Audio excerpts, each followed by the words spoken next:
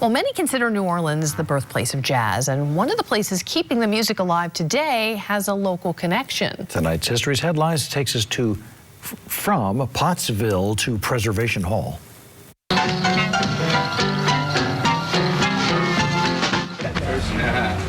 On any given night,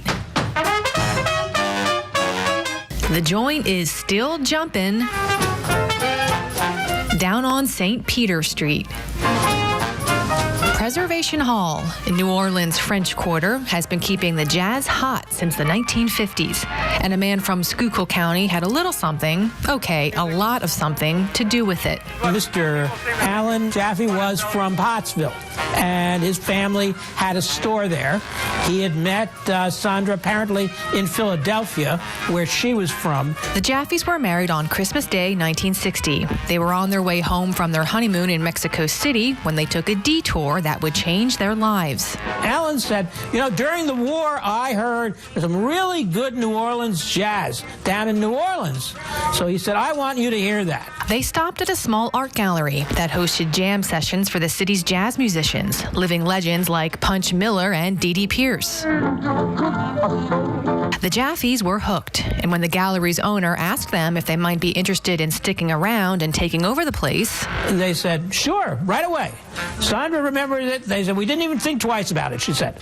And so, Preservation Hall was born.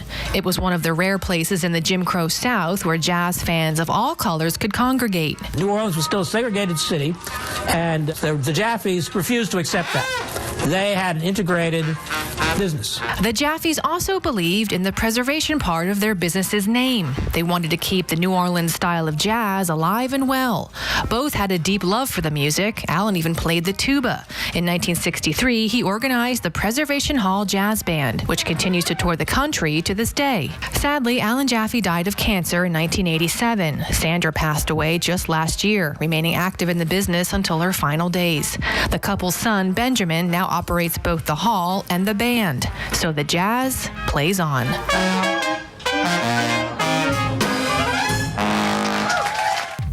All right, remember there's always more to the story at WFMZ.com. You'll find History's Headlines in our Features section.